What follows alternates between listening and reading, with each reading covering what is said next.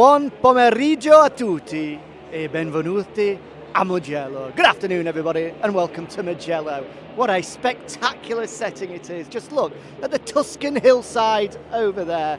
There is no finer location in the world for a motorcycle circuit, and they decided to place it here, the rolling hills of Tuscany. 15 corners that just fit perfectly amongst them and create some of the finest racing on two wheels you'll see anywhere in the world. A delight to be here for the Brembo Italian Grand Prix, and hello and welcome to Inside the Paddock. I'm back after a short break for various reasons, but good news is I'm here. I'm looking forward to it. It's just a one-off this weekend because we've got Moto E taking centre stage tomorrow. So an opportunity over the next 15 minutes to try and grab as many people as we can and bring you up to speed with everything that is going on in a frenzied MotoGP paddock at the moment. Silly season has well and truly heated up. It is on fire right now. Who's going where? Who's staying with who? We simply do not know. There are rumours, a gasp about who is going to be riding in MotoGP next year. This is what we think we know so far. In particular, here at the Ducati Lenovo squad, the official factory team. Of course, Pecco Bagnaia is confirmed, and a report yesterday from the Italian paper La Gazzetta dello Sport saying that Jorge Martin will be his teammate. Jorge, yesterday when speaking to the media, refusing to deny that that deal is done. He said, I've been dreaming for a very long time to be in the factory red, to wear those red colours, so why not make it a reality soon? And that looks like happening, which means that options are starting to dwindle for Marc Marquez, as we can very quickly grab a quick word with the world champion. I'll let him do a few signatures first. There's a wry smile on his face because he knows what's about to come, but I'll let the fans here and get their pictures, get their autographs. Of course, Pecco wearing a nice new cap for this weekend, and this is not a spoiler, but on Sunday will be wearing blue. He won't be in red as he supports the Italian national team. They're about to kick off their Euro Championship campaign in football, and of course the Olympics are about to get underway as well. So Ducati making a bit of a statement by, instead of their famous red, their home GP, they'll be in blue, which I'm looking forward to. And quite a nice little note to say as well that all of the team, including Pecco, including Enea, will have their surnames on the back of the shirt. So he'll be all blue, and like we see on a football team, he'll have Bagnaia across the back there, which I thought was quite a nice touch. All to say, all the team as well, so we'll have Tardozzi, Dall'Igna, Grasili, all of the team staff will have their surnames on the back, which is absolutely a lovely touch. I'm looking forward to seeing how it all looks. Unsurprisingly, an Italian world champion in Italy has quite a few selfies to take. Lots of people wanting to try and get their moment with the number one, the world champion, and I'm going to interrupt. Very kind, Pecco, to offer this much time to the fans that have made their way into the paddock on a Friday morning. And it's good to see that lots of people are getting the opportunity to say hello with the Italian as well. This gentleman on his right, clearly a long-time Ducati fan. He's got the Casey Stoner hat on, the 27, which is good. In fact, I'm in that selfie there, so I'm going to move out the way. I don't want people to have my ugly mug when they're wanting to have the beautiful face of the world champion, Pecco Bagnaia, in the centre of shot. I'm just seeing if there's anybody signing anything in particular, anything interesting. We're seeing a few Ducati caps, Ducati t-shirts, some autograph books are there as well, which is always nice to see as the queue continues to form. He's eventually, I think, going to have to say I need to go get changed after that one, but it is great to see. And this says a lot about the character of the world champion here on home soil, when he knows that he's going to get mobbed wherever he goes, but very, very generous with his time to be able to chat, to be able to have a photo, to be able to sign the autographs of the fans. You know, this man is leading our sport. He's the world champion. He's the face of our sport at the moment. And I have to say, on a personal note, isn't this just fantastic to see that Pecco Bagnaia is a true gentleman, one of the nicest people in the paddock, not only on the grid, on the paddock, full stop. Has always got time whenever I'm walking through and want to grab a little bit of information, rushing around. always has got all the time in the world. When it comes to interviews, always a big smile on his face. Even after some frustrating results, he always has time for us, and this is just example of what a incredibly good young man Francesco Bagnaia is. Having said all that, I hope he doesn't completely ignore me in a second when I try and grab a couple of words off of him. As the interview requests the photo requests gradually fade away. I think he's done everybody in the paddock here, I have to say. I feel like I'm missing out. Should I get a selfie with Pecco as well? I feel like I'm the only one in the Mugello paddock that might not have done. Of course, no better place to get a photo with the world champion than ahead of his home Grand Prix. You see lots of good memorabilia here as well. The 82 cap of Stefano Neppa. Good to see a young Stefano Neppa fan there. I saw Franco Morbidelli cap earlier as well.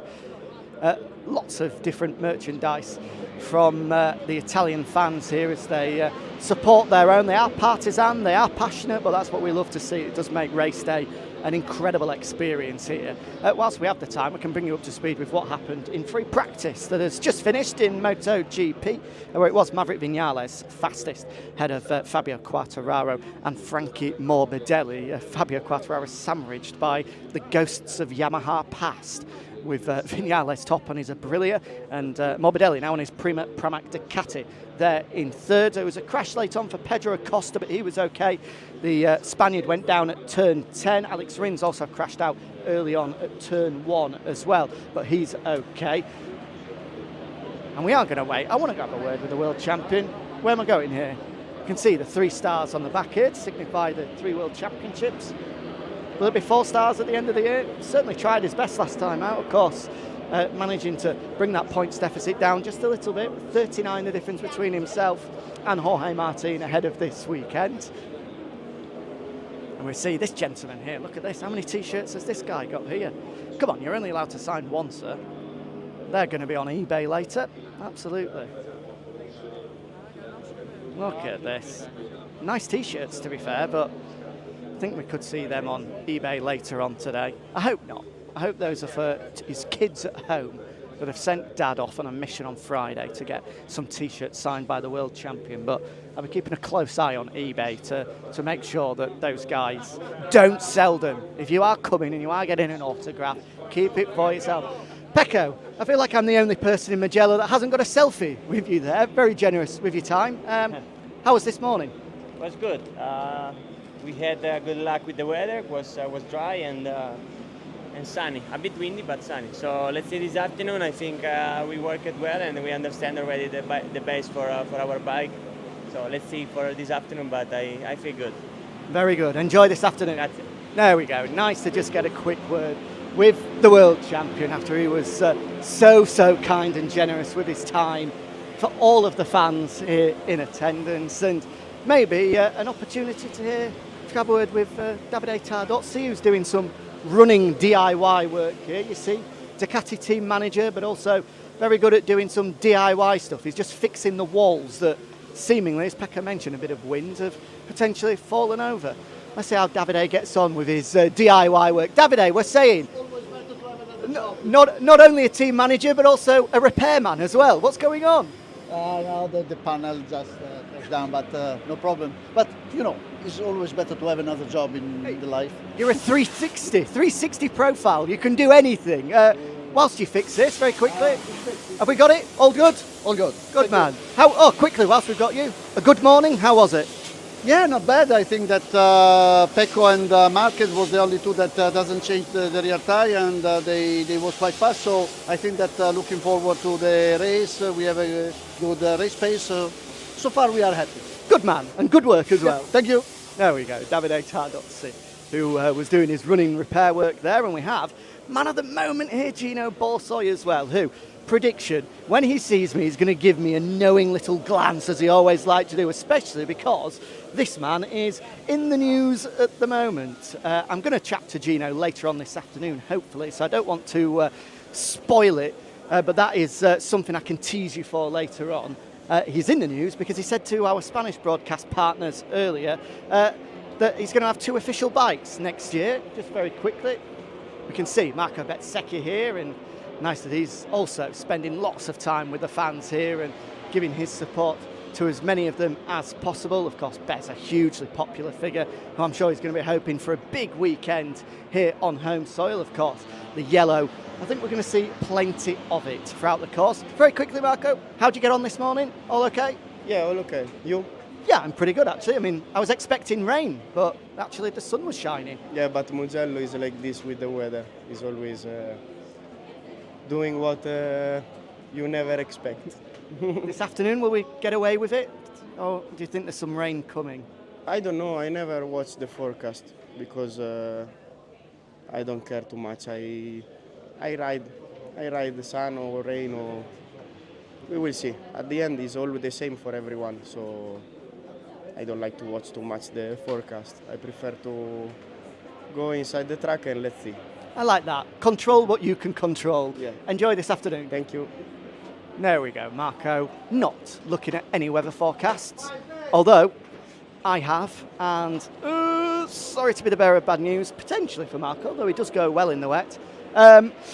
It might rain this afternoon, maybe, who knows? The forecasts have been wrong before, but there are some grey clouds storming around, so that might put us in some bother. So, right, we got distracted there. Let me bring you up to speed with everything that's happening in terms of silly season. So, this man, Gino Borsoi, is at the heart of it at the moment because he has said to DAZN, our Spanish broadcast partners, we will have 2 official bikes next year. We understand that Pramac do have an option in their current Ducati contract to extend for a further 2 years, giving them 2 official 2025 bikes. That would put an end to the possibility, we believe, of Marc Marquez getting an official bike at Gresini. He said yesterday, I will not move to Pramac. If I'm staying at a satellite team, I'm staying at Gresini. He's also said he wants a factory bike at Gresini, so maybe that rules out that option. We also think that Jorge Martin has got the factory bike, so maybe that rules out that option. And now suddenly, in the space of 12 hours, rumours are swirling like mad that potentially, for the second time in 2 years, Marc Marquez might be moving to another factory next year. All rumours though, so don't be like me and get carried away. Wait until there's official confirmation. But that is pretty much what everyone is getting excited about at the moment. Will Marc Marquez be on an Aprilia? Will he be on a KTM next year? We'll have to wait and see. But right now, there is a lot of talking to be done, a lot of interviews to be done, and a lot of quotes to be given as we try and put all of the pieces of the puzzle together to get an idea of what exactly the 2025 grid is going to look like. A long way to go just yet, though. Hello, everybody. How are we? What's the best way out here? What do we think, guys? How are we going to squeeze through here? I reckon we're going to have to go this way. It's not exactly the most glamorous of ways through, but anyway, this is inside the paddock. We are inside the paddock, and you know, sometimes the paddock isn't all VIP Prosecco bottles and men and women in their lovely new suits and ball gowns. Sometimes it's a little bit rough and ready, but that's what we like. In terms of the Honda outfit, potentially new engine for them to try, Joan Mir in particular. Of course, they all tested here at Mugello before the Catalan Grand Prix. Everyone as well will be testing on Monday. There is an official test following the Italian Grand Prix, which you can keep up to date with on MotoGP.com. So make sure you do that on Monday. As once again, in fact, watch this. No, in fact, I'm not gonna. I was gonna try and do the, what's it called when you go backwards? I can't remember. But anyway, I haven't got the athleticism for that, especially since I played football yesterday. Won yesterday as well, by the way. So always nice to get a W in the win and loss column before a weekend gets underway. Star of the show, hopefully he's down here and I can quiz him about it, was Francesco Guidotti, who actually organised the pitch for us yesterday, which was very kind of him. Before we do that, though, and before we see if there is a certain Francesco Guidotti floating around, what a meeting of minds this is. The speed-up duo of Alonso Lopez and Fermin Aldeguer, always incredibly dressed. I do enjoy looking at their different outfit styles, slightly different. In fact, talk us through it, guys. Let's talk fashion. So, you've gone for the cargo pants today, both with the cargos. Yeah. Where are they from? From Tommy Hilfiger. Ooh, Tommy Hilfiger. Fermin, where have you got your trousers from? Zara. Zara, I like Zara, very nice. You've gone for the dunks as well. I've not seen these. These are a bit different. Talk me through them. Yeah, are from Valencia. Oh, very nice. Yeah, it's original ones. Oh, they look good. Yeah. They look good. Both looking very smartly dressed as ever. How was this morning? Good to see that you're okay. That was a fast one. Yeah, it was a fast one, but it's okay. The bike is a little bit worse than me, so we will see that we can fix for the next season. Fermin, how are you? Yeah, very happy. Good morning. Yes, because on the first part I work a little bit with the hard tires and I don't feel very well. Also with the speed on the straight, but yeah, at the end we do a very good time, 3:51.3, good time, and nothing. We will see later. There we go. Good stuff. Thanks, guys. I like from Zara as well. I'm going to have a look at them. Very nice. I think Tommy Hilfiger's a bit out of my price bracket, but both looking good. Oh, wait. In Austin, they were very, very cheap. Oh, you went to the outlet store to get them cheap. Yeah, so Sensible. maybe 30 Next year euros. you can go. Well, Maybe cheaper than that one. next year you can go with that MotoGP contract. You can buy me some next year. Nice. Yeah. Oh, there we go. Confirmed. Alonso and Fermin are going to get some cargo pants for me. I like those shoes as well from Valencia. Might have to check them out later on. Right, let's head back here, see if we can find Francesco Guidotti after some much needed fashion advice from the Speed Up boys. If he's not here, we have walked down the entirety of the MotoGP grid. Got a word with a few riders, a few team managers, managed to bring you exactly up to speed with everything that is happening, and looks as though Signori Guidotti is not here. This is a shame. Would have loved to have allowed him to explain to you a particular one of the goals I scored yesterday, where I was desperate for him to explain, but I did flick it over his head, and I took great pleasure in doing that. He wasn't best pleased and gave me a little sly punch in the ribs afterwards. A gentle one, though. There was no aggression involved, but he was certainly not happy at the fact that I was able to, as we like to call an English term this, but mug him off in the manner that I did. So, with that all said and done, from down here at the factory KTM box, who are in the limelight at the moment with a potential 8-time world champion starting to linger. His name is being muttered in this side of the garage, of this of the pit lane, in this part of the paddock, the Austrian side. Who knows? We'll have to wait and see. Hopefully, by the time I'm next with you on Inside the Paddock in 3 weeks, 4 weeks' time, I'll have some actual news to tell you rather than just rumours. And in fact, before we sign off, here is Pedro Acosta. Quick crash. Pedro, very quickly, how are you? All good? Good, fine. Crash was okay? You're all okay? Yeah, everything fine. How to describe? I was too optimistic when I entered to the corner, but anyway, good. In Casey Stoner, your ambition outweighed your talent on that particular corner, but I'm sure it'll be good for the rest of the weekend. Yeah, let's try. Good man. Thank Enjoy. you. There we go. Too optimistic. The official word from Pedro Acosta, and as the shark makes his way into the gas garage, we can officially say, over here, Amadeu. There we go. Ciao ragazzi. Thank you very much for joining us, and enjoy the weekend. It's going to be a good one. As there goes Jack as well in his Crocs. Looking well. Camouflage Crocs, so we'll use that as an excuse that the camouflage Crocs allowed him to stay undercover and we didn't grab him. Anyway, there we go. Inside the Paddock, finished from here in Mugello. We'll see you in Assen. Enjoy the weekend. Ciao.